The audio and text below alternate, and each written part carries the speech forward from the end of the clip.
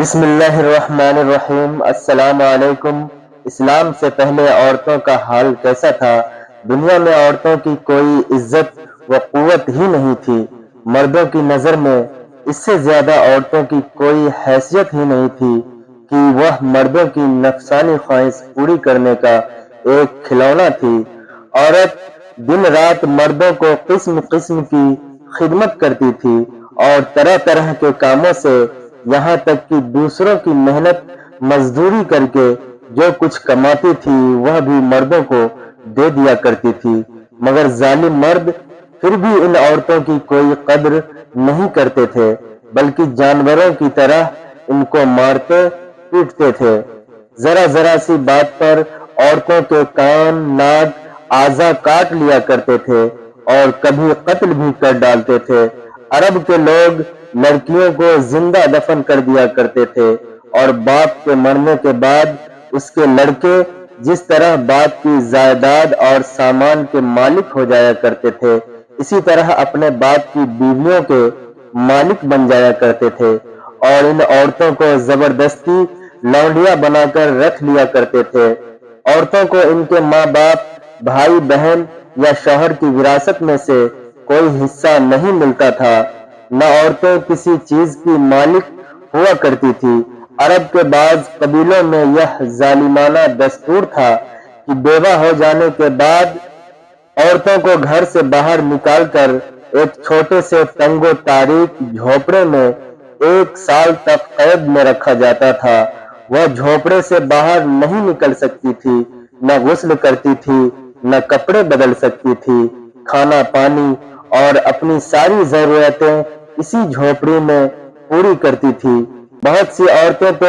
گھٹ گھٹ کر مر جاتی تھی اور جو زندہ بچ جاتی تھی تو 1 سال کے بعد ان کے آنچل میں اونٹ کی میگنیاں ڈال دی جاتی تھی اور ان کو مجبور کیا جاتا تھا کہ وہ کسی جانور کے بدن سے اپنے بدن کو رگڑے، پھر سارے شہر کا اسی گندے لباس میں چکر لگائے اور ادھر ادھر اونٹ کی میگنیاں پھینکتی ہوئی چلتی رہے۔ یہ اس بات کا اعلان ہوتا تھا کہ ان عورتوں کی عدت ختم ہو گئی۔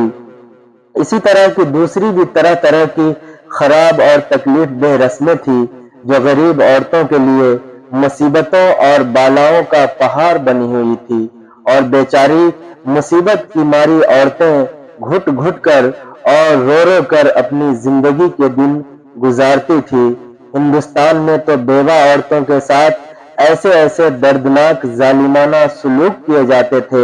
کہ جن کو سوچ سوچ کر کلیجہ منہ کو آتا ہے۔ ہندو دھرم میں ہر عورت کے لیے فرض تھا کہ وہ زندگی بھر قسم قسم کی خدمتیں کر کے پتی پوجا، شوہر کی پوجا کرتی رہے اور شوہر کی موت کے بعد اس کی چتا کی آگ کے شعلوں پر زندہ لیٹ کر ستی ہو جائے، یعنی شوہر کی لاش کے ساتھ زندہ عورت بھی جل کر راکھ ہو جائے۔ غرض پوری دنیا میں وہ بے رحم اور ظالم مرد عورتوں پر ایسے ایسے ظلم و ستم کے پہاڑ توڑتے تھے کہ ان ظالموں کے داستان سن کر ایک درد مند انسان کے سینے میں رنج و غم سے دل ٹکڑے ٹکڑے ہو جاتا ہے۔ ان مظلوم اور بےکس عورتوں کو مجبوری و لاچاری کا یہ عالم تھا کہ سماج میں نہ عورتوں کے کوئی حقوق تھے، نہ ان کی مظلومیت پر داد و فریاد کے لیے کسی قانون کا کوئی سہارا تھا۔ ہزاروں برس تک یہ ظلم و ستم کی ماری دکھیاری عورتیں اپنی اس بے کسی اور لاچاری پر روتی، بلبلاتی اور آنسو بہاتی رہی، مگر دنیا میں کوئی بھی ان عورتوں کے زخموں پر مرہم رکھنے والا اور ان کی مظلومیت کے آنسوؤں کو پوچھنے والا دور دور تک نظر نہیں آتا تھا۔ نہ دنیا میں کوئی بھی ان کے دکھ درد کی فریاد سننے والا تھا، نہ کسی کے دل میں ان عورتوں کے لیے بال برابر بھی رحم و کرم کا کوئی جذبہ تھا۔ عورتوں کے اس حال زار پر انسانیت رنج و غم سے بے چین اور بے قرار تھی، مگر اس کے لیے اس کے سوا کوئی چارہ کار نہیں تھا کہ وہ رحمت خداوندی کا انتظار کرے کہ غیب سے کوئی ایسا سامان پیدا فرما دے کہ اچانک ساری دنیا میں ایک انوکھا انقلاب نمودار ہو جائے اور لاچار عورتوں کا سارا دکھ درد دور ہو کر ان کا بیڑا پار ہو جائے۔ چنانچہ رحمت کا آفتاب جب طلوع ہو گیا تو ساری دنیا نے اچانک یہ محسوس کیا کہ جہاں تاریک تھا، ظلمت قضا تھا، سخت کالا تھا، کوئی پردے سے کیا نکلا کہ گھر گھر میں اجالا تھا۔ جب ہمارے رسول رحمت حضور محمد مصطفیٰ صلی اللہ علیہ وسلم خدا کی طرف سے دین اسلام لے کر تشریف لائے تو دنیا بھر کی ستائی ہوئی عورتوں کی قسمت کا ستارہ چمک اٹھا اور اسلام کی بدولت ظالم مردوں کے ظلم و ستم سے کچلی اور روندی ہوئی عورتوں کا درجہ اس قدر بلند و بالا ہو گیا کہ عبادات و معاملات بلکہ زندگی اور موت کے ہر مرحلے اور ہر موڑ پر عورتیں مردوں کے دوست بدوست کھڑی ہو گئی اور مردوں کی برابری کے درجے پر پہنچ گئی۔ مردوں کی طرح عورتوں کے بھی حقوق مقرر ہو گئے اور ان کے حقوق کی حفاظت کے لیے خداوندی قانون آسمان سے نازل ہو گئے اور ان کے حقوق دلانے کے لیے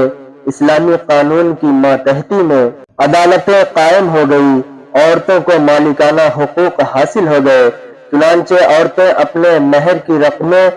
اپنی تجارتیں، اپنی جائیدادوں کی مالک بن گئی اور اپنے ماں باپ، بھائی بہن، اولاد اور شوہر کی وراثتوں کی وارث قرار دی گئی۔ غرض وہ عورتیں جو مردوں کی جوتیوں سے زیادہ ذلیل و خوار اور انتہائی مجبور و لاچار تھی، وہ مردوں کے دلوں کا سکون اور ان کے گھروں کی مالک بن گئی۔ چنانچہ قرآن مجید نے صاف صاف لفظوں میں اعلان فرما دیا کہ اللہ نے تمہارے لیے تمہاری جنس سے بیویاں پیدا کر دی تاکہ تمہیں ان سے تسکین حاصل ہو، اور اس نے تمہارے درمیان محبت و شفقت پیدا کر دی۔ کوئی مرد بلا وجہ نہ عورتوں کو مار پیٹ سکتا ہے، نہ ان کو گھروں سے نکال سکتا ہے، اور نہ کوئی ان کے مال و اسباب یا جائیدادوں کو چھین سکتا ہے، بلکہ ہر مرد مذہبی طور پر عورتوں کے حقوق ادا کرنے پر مجبور ہے۔ چنانچہ خداوند قدوس نے قرآن مجید میں فرمایا کہ عورتوں کا مردوں پر ایسا ہی حقوق ہے جیسے مردوں کے عورتوں پر، اچھے سلوک کے ساتھ، اور مردوں کے لیے فرمان جاری فرما دیا کہ اور اچھے سلوک سے عورتوں کے ساتھ زندگی بسر کرو۔ تمام دنیا دیکھ لے کہ دین اسلام نے میاں بیوی کی اجتماعی زندگی کی صدارت اگرچہ مردوں کو عطا فرمائی ہے اور مردوں کو عورتوں پر حاکم بنا دیا ہے، مرد اپنی خداداد طاقت و صلاحیت سے اس مشکل کو حل کر دے، لیکن اس کے ساتھ ساتھ جہاں مردوں کے کچھ حقوق عورتوں پر واجب کر دیے ہیں، وہاں عورتوں کے بھی کچھ حقوق مردوں پر لازم ٹھہرا دیے گئے ہیں۔ اس لیے عورت اور مرد دونوں ایک دوسرے کے حقوق میں جکڑے ہوئے ہیں تاکہ دونوں ایک دوسرے کے حقوق کو ادا کر کے اپنی اجتماعی زندگی کو شادمانی و مسرت کی جنت بنا دے اور نفاق و شفاق اور لڑائی جھگڑوں کے جہنم سے ہمیشہ کے لیے آزاد ہو جائے۔ عورتوں کو درجات و مراتب کی اتنی بلند منزلوں پر پہنچا دینا، یہ حضور نبی رحمت صلی اللہ علیہ وسلم کا وہ احسان عظیم ہے کہ تمام دنیا کی عورتیں اگر اپنی اپنی زندگی کی آخری سانس تک اس احسان کا